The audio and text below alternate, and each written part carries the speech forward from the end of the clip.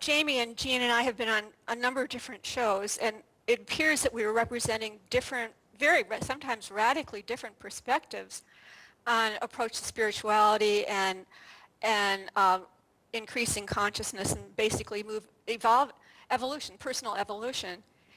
And it's really hard to understand someone else's experience when you're for instance, for people who are very congruent and very aligned with themselves and can manifest easily, it's hard for them to understand other people who have a lot more trouble manifesting because there are just other challenges that they're dealing with. So it appears to me that the inner world that I live in has been hugely challenging for me my entire life. And so my particular path or evolutionary path has been very rocky. It's been very challenging.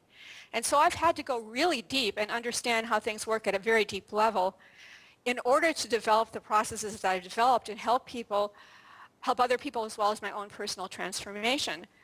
So a person who doesn't have that kind of inner world, it'd be hard for them to understand the kind of experience that I'm sort of sloshing through as I listen more and more to my guidance, my own personal evolution.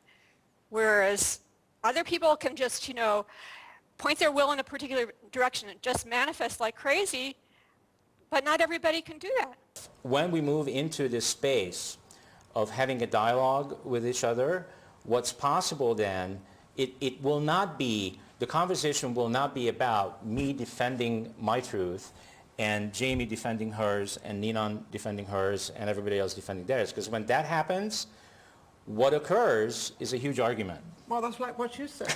If you feel comfortable in yourself first, you have to feel comfortable within. You've got to like yourself first, feel comfortable with yourself first, and then you can address it. Or reveal where you are. If you're uncomfortable and if you're feeling like responding defensively, if you reveal that, then you're on the merry-go-round. Then you're participating. So we don't have to be fully evolved in order to be participating in a conscious process. Each of us has areas in which we get emotionally triggered and leave the present moment, but we're at least conscious enough to know we've been triggered. Right. Yeah, the dialogue part has to be preceded by the listening and listening to understand.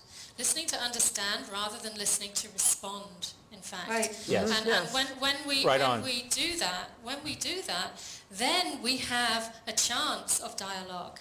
But we do not really have a chance of true dialogue until we do that. Yes, absolutely. It's like two people arguing and they're not listening to each other, so...